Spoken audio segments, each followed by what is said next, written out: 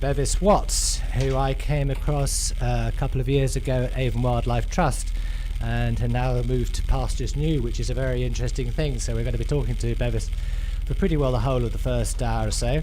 Good morning, Bevis. Oh, good afternoon, Bevis. Good afternoon. Delighted to be here. Could you just tell our listeners just a little bit about yourself, what you're doing now, and how you got here? Yeah, a little bit about myself. I've lived in Bristol since 2008. Very proud to do so. And since April this year, I've been managing director of Triodos Bank, which is often called Europe's leading ethical bank. Works in 5 countries across Europe and has been going in the UK, with Bristol its headquarters here, for the last 21 years. And when you say you've been with the bank since the beginning of the year, it's quite an unusual career process to actually get to being at the bank, because you started off in what I think of as a different field. Yeah, I suppose I like to call myself an environmentalist first and foremost, and I've spent 20 years doing different types of role in a variety of sort of sustainability organisations. So I spent 10 years working in the recycling industry, but in that job I used to use government money to finance new and emerging technologies, or provide government money as guarantees. And so there's always been a common thread of the fascination of the role of money and an appreciation of its importance in realising sort of social and environmental objectives. So that actually was part of my career. I spent part of it doing some voluntary work overseas, and this is my second time at the bank. I previously worked there for 5 years, and in between had the great privilege to go off and, as you say, run the Avon Wildlife Trust as its chief executive for nearly 3.5 years. So. Which itself is a very large organisation in terms of wildlife trusts, with all the bits and pieces that it has throughout the Avon area. 37 nature reserves I noted this morning. I'll have to keep checking to see how many they're actually looking after, because they keep acquiring them. And part of the National Partnership of Wildlife Trusts, which I've come across twice now, but with my own part, is things like the National West of England Nature Partnership and things like that, where they're working at statutory level, where presumably your experience of working with large organisations is very useful in organisations that are considered to be the people that go and look after the bugs. Yeah. No, I think what I tried to bring in my time at the Trust was a very strategic approach. I mean, I know you share this belief, but I think we neglect the natural environment at our peril. Actually, a lot of the answers to climate change lie in sort of better use of our natural environment for things like flood defences and carbon sequestration. But fundamentally, our own sort of health and our own sense of well-being, and our mental well-being particularly, depends on having contact with the natural world. And I don't think you can disassociate sort of a society with increasing instances of low-grade mental health conditions and a population that increasingly lives in heavily urbanised areas. More people live in cities now proportionately than has ever done, and that's projected to grow. And so I tried to bring that sort of very strategic approach of these are the big societal questions we need to be dealing with, and engage local authorities and water companies and things around those sort of strategic challenges as I saw them. Yeah, because at the end of the day, it's not just the things like maybe what salads you eat and where your vegetables come from and things, but personally as a human being, I find oxygen quite useful, which comes from vegetation. So I mean, there's a lot of basic things that people, or you're saying with water. Yeah. You know, if it all goes straight through our areas of agricultural land and washes it all away, we've got a major problem with able to grow anything if it's vanished out to sea. And I noticed that you say on your own part in the bank's profile, using it to stimulate behaviour change or growth in a sustainable economy has been a common thread. That thing about growth at the same time as a sustainable system, ecosystem, is really difficult. You've spent a long time in the environmental sector and things like that, as you're saying, with waste management. Have you got any particular ways of using the money that you have available to you from your bank's investors, of where you would go with that? I mean, I know you've got all these various parts that you mentioned on your website, but the longer term vision, where 5 years, 10 years, are you going to be international, completely global, or more European, or more UK? Yeah, there's a couple of points. I'd love to come back and comment on the growth point, actually, and whether that really serves our society. But I mean, on your specific question of Triodos, we're already international, so we operate in 5 European countries. We are quite a sort of well-known organisation in the UK in the sustainability arena, but we do have ambitions to really grow beyond that. And in 2017, we're going to launch a personal current account and really try and take the message about the importance of thinking about the use of your money every day. You know, every pound you spend is a sort of democratic vote as to whether you sort of support GM modified crops or whether you, whatever it is. So we really want to get out there and promote the mission of the bank and so on in that. But we're also already a global organisation. I think we have over 100 investments in microfinance institutions in 50 developing countries, which I think must make us one of the biggest providers of microfinance capital in the world. And beyond that, we have invested in forming a global alliance of like-minded banks, so banks that are working with a social environmental purpose, something called the Global Alliance for Banking on Values, and trying to promote this agenda, and that's very much our ambition. But I mean, size isn't everything, JK. It really it's a bit of a cliche, but I really don't think size and international scale is a sole success of what we do. There's some very deep principles behind how Triodos works. So we're completely transparent. So every loan we make or every investment we make, even if it's in listed funds that we manage, we explain totally why we've screened something for that fund or why we've lent money to that company. And you can go online and see every loan that we make. And that's a really important principle, I think, that we're true to being a very different kind of bank. I did notice that this morning. I was digging a bit deeper, trying to see how few clicks I could get through to that transparency. And within 4 or 5 clicks from the main site, I was seeing who'd lent to. And it was things like an organic farmer wanting a small thing, through to slightly larger things with, I think there was a solar farm or something like that in there, things like that. Yep. So you're already in microfinance. Now, could you just explain to our listeners what you mean by microfinance, please? Yeah, I mean, if you think why in a lot of developing countries or even in developed countries, you have what are called financially excluded people who can't access banking and so on. It's a huge sort of barrier, because if you do want to or sort of operate a business or work in a safe and sustainable way, putting your money under a mattress where it can be stolen or anything that just doesn't work. So providing people with banking facilities where they know their money's safe, or enabling people to employ people as they grow a business in a developing country, they can only do if they have access to banks and bank accounts for all of that to happen safely and securely and legitimately. And similarly, people often need to borrow money if you need to sort of buy tools, etc., etc. So the provision of very basic, simple, and not often huge amounts of money is a very important thing, and so that's what microfinance does in a lot of developing countries. But as I say, it also does it in developing countries, and arguably you could say some of the things credit unions do in the UK around access to finance is a form of microfinance. We'll come back to that in a minute, because we're kind of coming up to an ad break in a few minutes. And you were talking about microfinance there. Are you and the fact you're going to be opening up a personal current account in the future?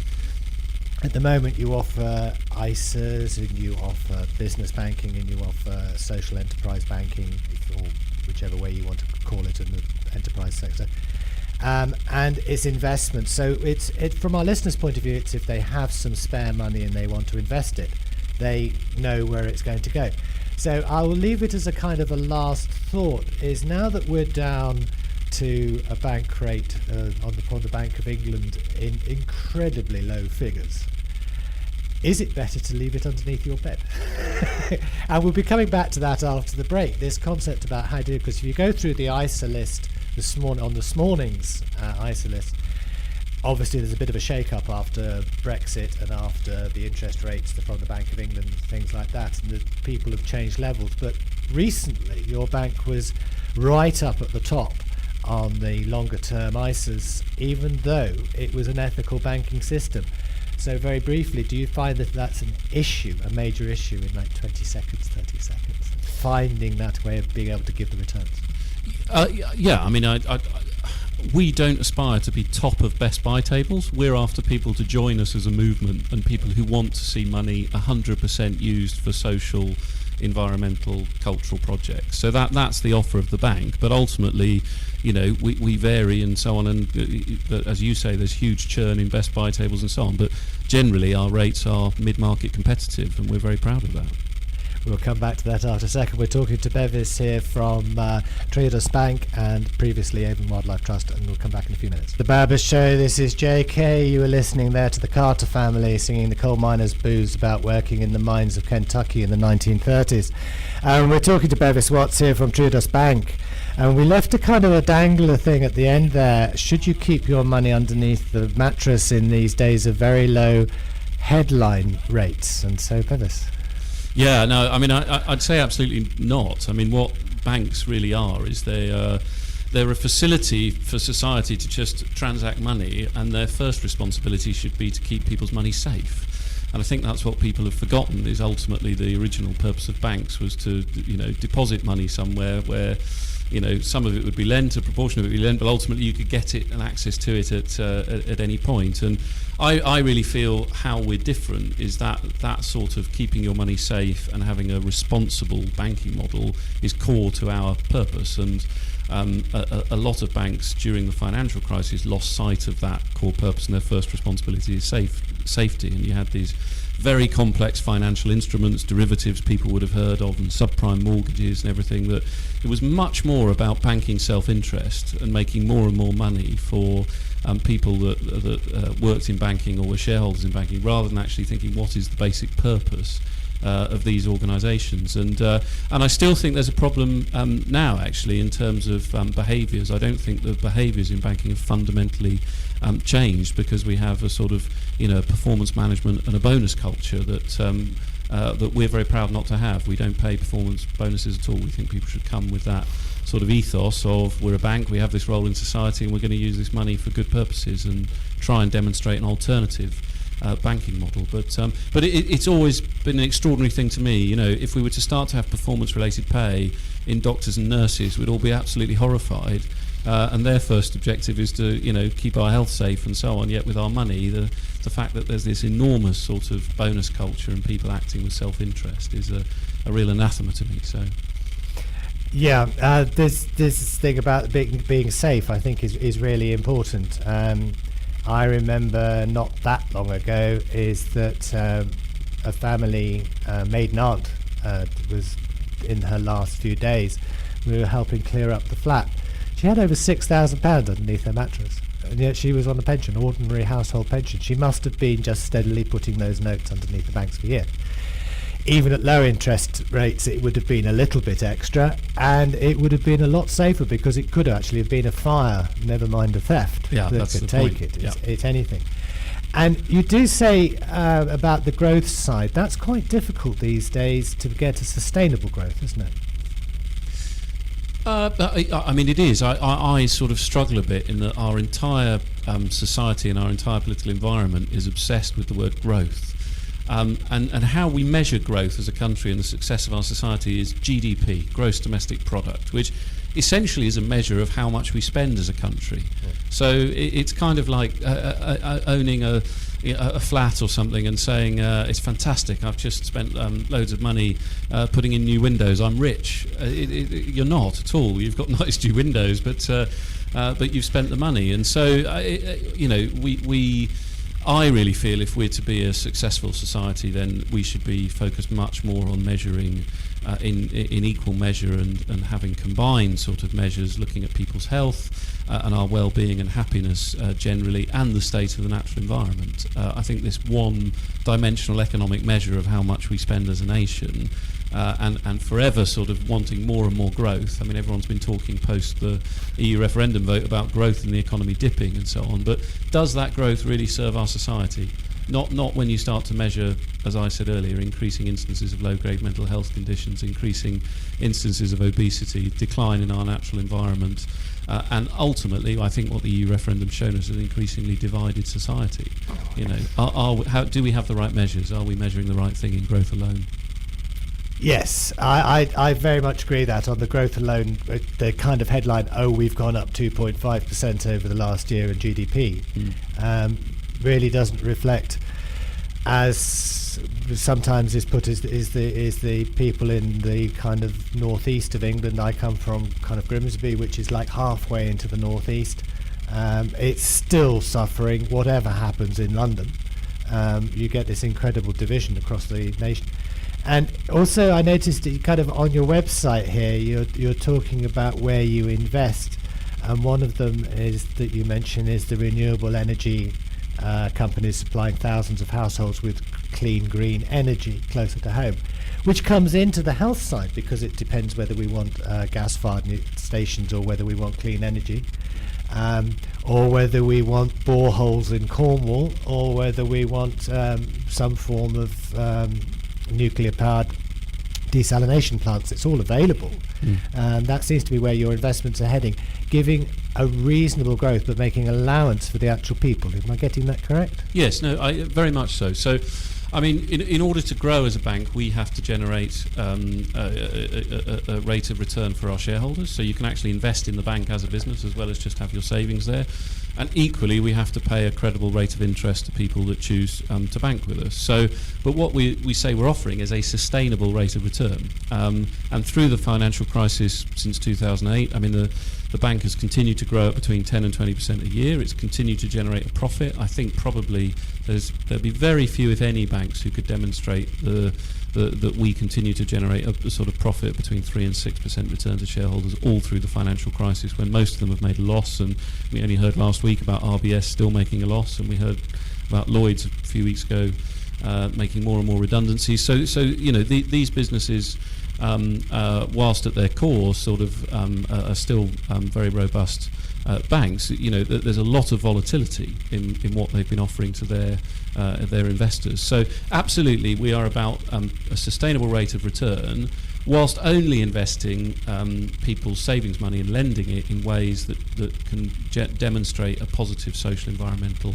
and cultural impact. And Triodos is actually, it comes from the Greek, it means 3 roads. So we always talk about social, cultural, environmental, and they're interrelated. You asked, is renewable energy related to people's health? It absolutely is. Our future energy choices, our choices on food systems, you know, are all very important things for our own well-being. And the cultural dimension should never be forgotten. You know, the arts and so on play a very important role in helping us think differently, in exploring difficult issues, in connecting one another. So that's why we talk about these three things in parity, really. And you could go back quickly to a comment you made just there about branches and things like that. You don't have that many branches, so you don't have that capital cost of the buildings and things like that. But these days, it's not necessary. The only reason I go into my bank personally is to actually change 2p coins into usable money, because I accumulate them in the corner of the room. I have no reason to go into a bank unless I'm borrowing any money or investing and possibly want to actually talk to somebody face to face rather than overnight.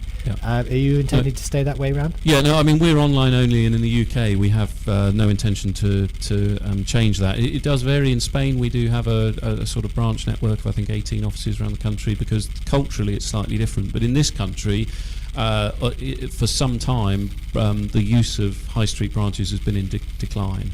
And there was a survey last year that showed something like 60% of people didn't feel it was valuable to have a high street branch anymore, and those people that did feel it was valuable, 80% of them went in purely to do cash transactions, and of course with contactless cards and no minimum sort of small payments on those. All sorts of things are starting to change that mean our use of cash will become a lot less, but this trend of use of high street branches will also continue to decline. So we certainly intend to be an online bank, and when we launch the current account, we already have internet banking, but we'll launch a mobile app alongside the current account and onward from there.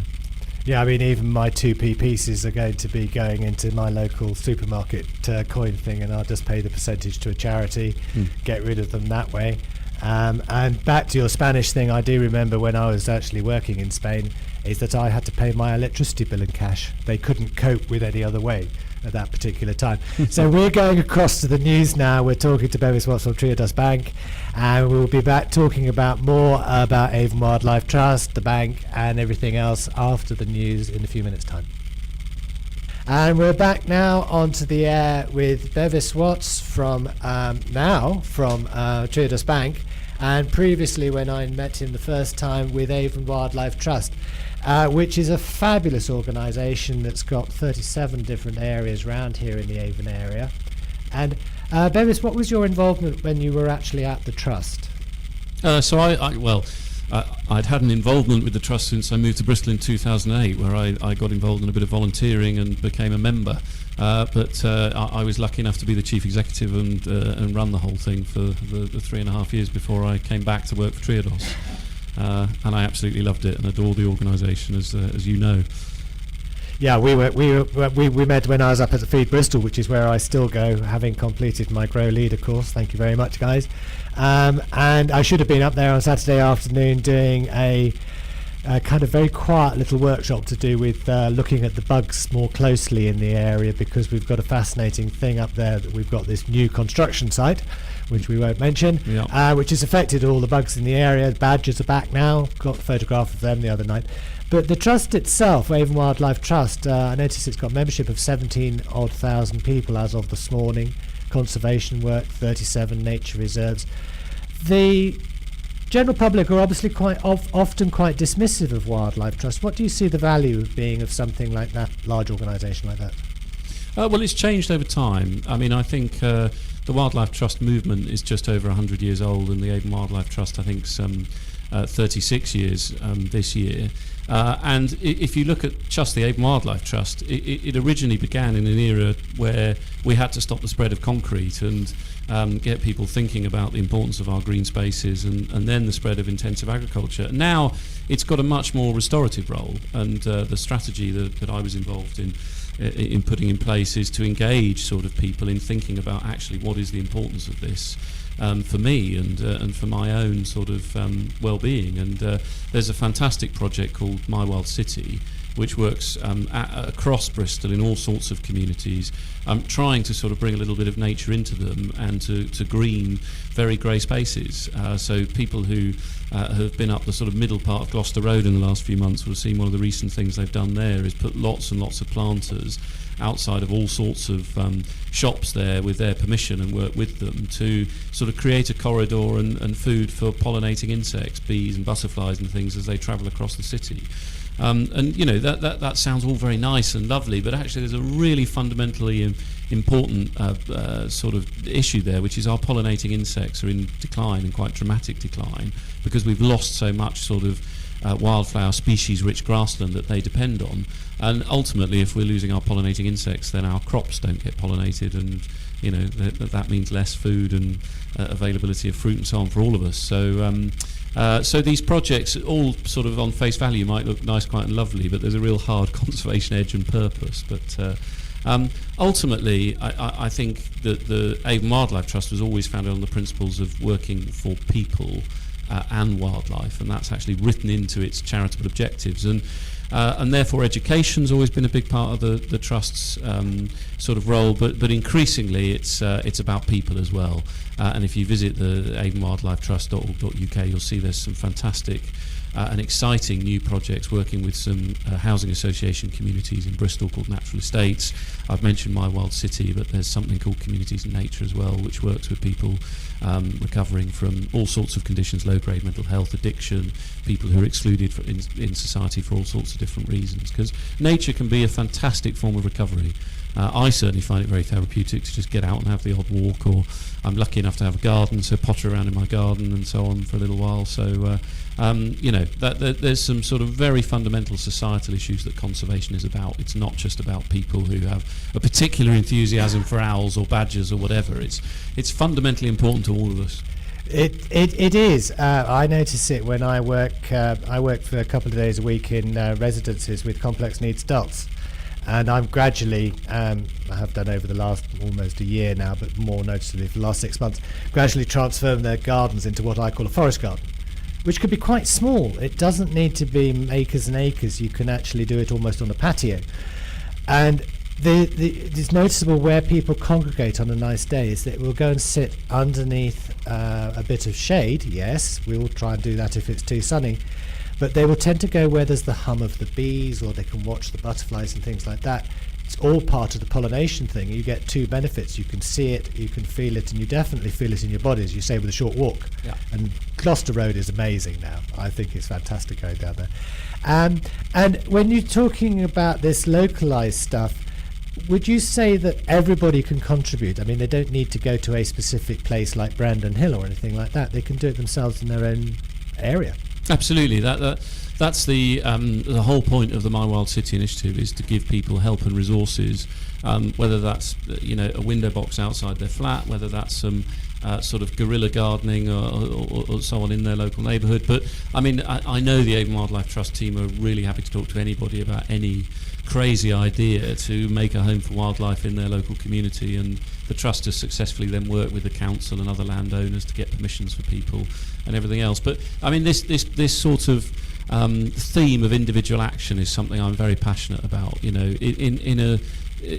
the scale of some of the challenges that face us as a society, and even just here in Bristol, you can often get demoralised and think, well, it's all pointless and everything else. But every little action you take for wildlife, and as I say, if you're feeding a bee or butterfly by just planting a small area of flowers, but similarly, every little bit of money you give to charity, or every bit of money you save and spend and put with the right kind of organisations, that continues to drive me, that individual theme of action, even as managing director of Triodos Bank. I did actually notice this morning when I was looking at the bank, is that one of the wonderful things about your website, and I apologise to those of our listeners that don't use the web very much, because there is so much out there that you can look at. I will be talking about it in the second hour, is where you can go into your local library. They've got so much on some of their bits and pieces about being able to help you with IT. But on the bank website, there's 15 sustainable places to stay, which I thought was a lovely little thing to kind of. There's a hotel at the beginning, but there's also Turf Cottage up in Scotland, where they all use interesting things like that. Even your banking things that you promote like that are back into the sustainable things. Yeah, no, absolutely. I mean, I just, one thing I should have said is we're online or postal. So if people don't use the internet, then they can still work with us,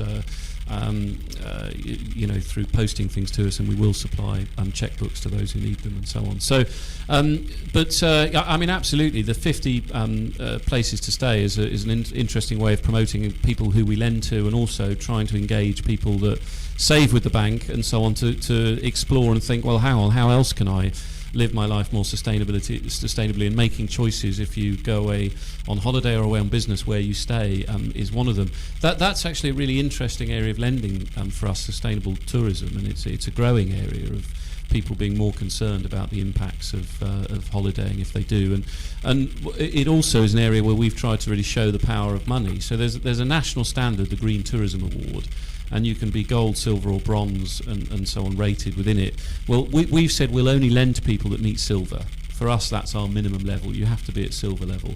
But if people then achieve gold, having had investment from us and so on, then we'll reduce the interest rate they pay on their borrowing by 1%. And it's a good example of how you can give people a little incentive to continue to sort of change and challenge their sustainability through the power of money. We're coming up to another ad break in a minute. It's one of the things that you've been saying all the way through, and I noticed it on the website as well. Your approach must cost a lot of staff time compared to some other ways of banking, where you can glance at a headline figure inside the stock exchange and say, oh, look, it's paying back so-and-so dink, and get some investment. But to investigate as to whether they are silver standard or gold, to be able to look at whether it's ethical investment, a lot of time is being spent doing that. Yeah, I think so. When we go into a new area, we certainly do invest in research that particular area and what is the right thing to do. And when we went into sustainable tourism, we produced internal policy papers. So we do invest in that side of things, though. But I mean, ultimately, it becomes part of our DNA. Those questions get asked automatically, and alongside all of the sort of financial questions and risk questions you would expect us to ask. As any other bank would on lending money. So I don't think it inherently makes us inefficient, but you know, it's certainly something that we do sort of spend a lot of time considering the sort of challenges and the ethics around new areas in particular.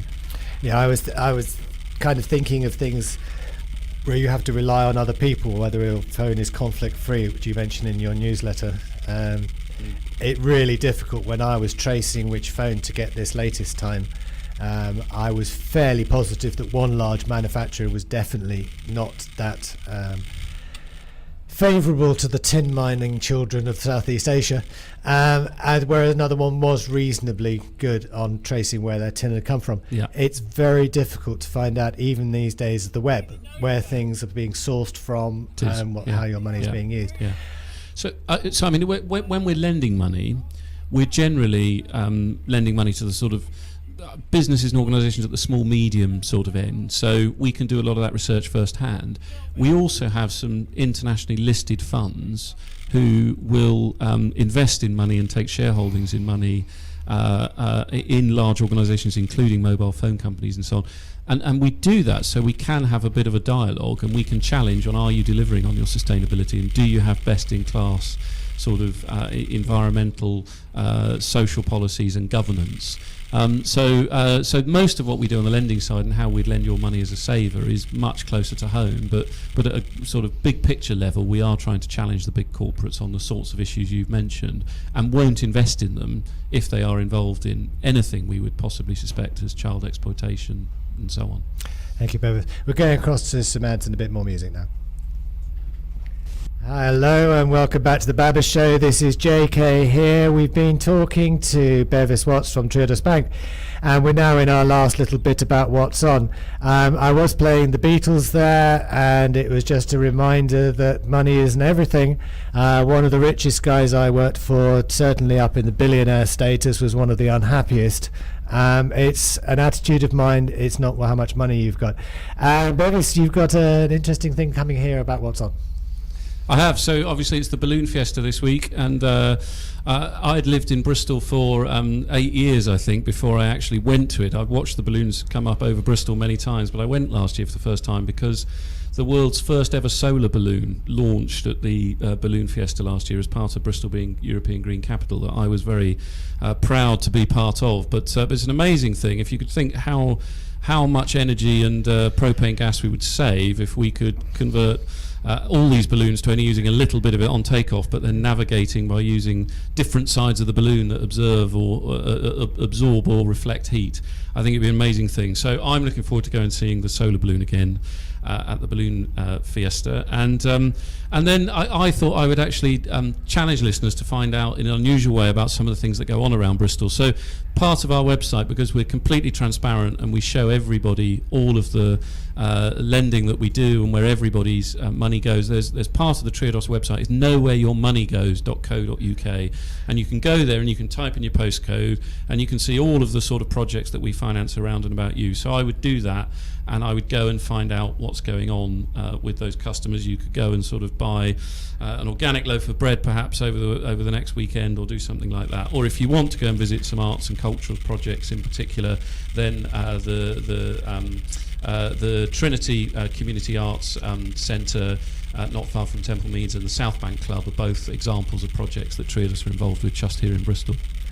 Well, there you are, listeners, right here in Bristol from the Managing Director of Triodos Bank there, which was absolutely fantastic and really interesting to listen to him for the last almost hour. And of course the Balloon Fiesta is on and up at Ashton Court from the 11th to 14th. And remember, there's lots actually happening because people are practicing. So quite often you find, if you're watching over in that direction early in the morning, you'll find that they go up just for a quick practice thing. And for a relatively small amount of money, you can go up and always try them. There's various different companies locally, but that's Ashton Court, 11th to 14th. Balloons, amazing things. I'm a great believer in using power of nature if you can. I used to be in the merchant navy, big diesel engines trundling away underneath, and now you do actually get sailing boats going back into the same idea. It's noticeably high media impact, like wine from Bordeaux, bringing it back, but we are using nature again. And if you're interested in a summer walk, there's a summer blitz walk this 11th of August from the M Shed, or possibly starting at Temple Church. That's going to be following what happened 75 years ago on the blitz around Bristol. And that's starting at the M Shed or at Temple Church. Please call, it's free, but you do need to book on 0117 922 3571. That's at the M Shed, starting at Temple Church, possibly. Free, but booking required on 0117 922 3571.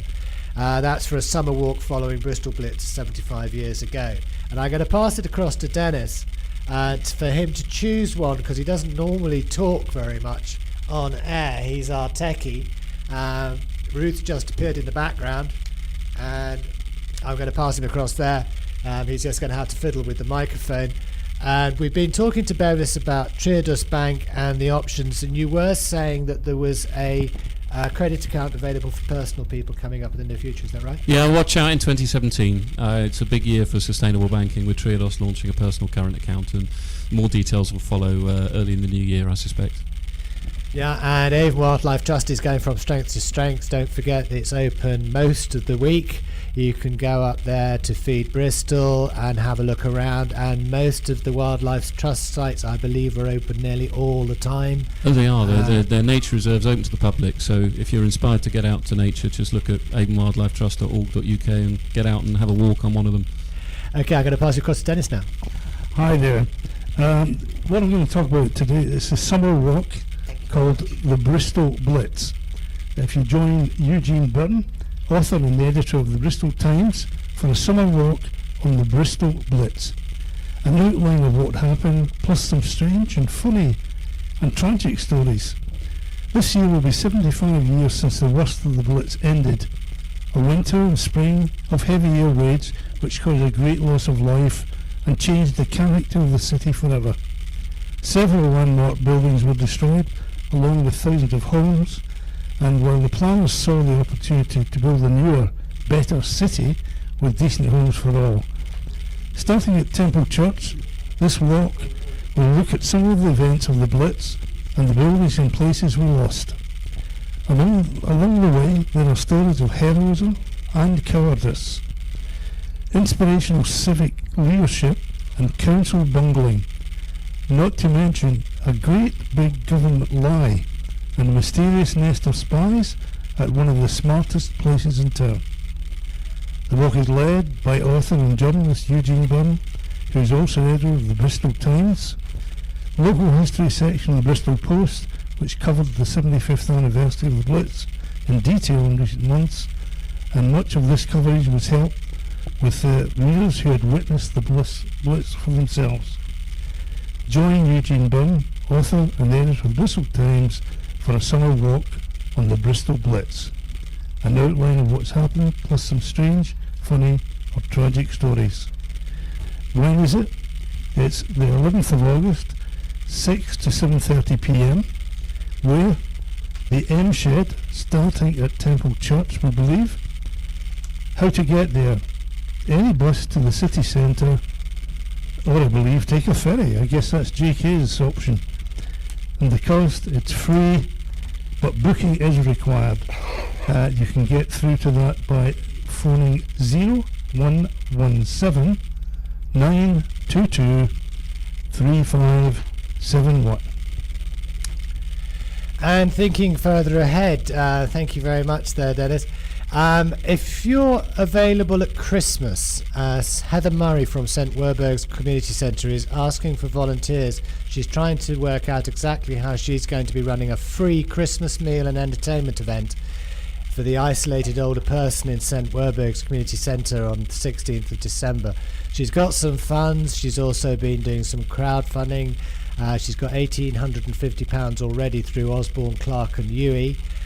She's doing a cabaret funds, lots of things. That's for Christmas, so if you're thinking ahead, it's apparently about 140 days away, I'm told.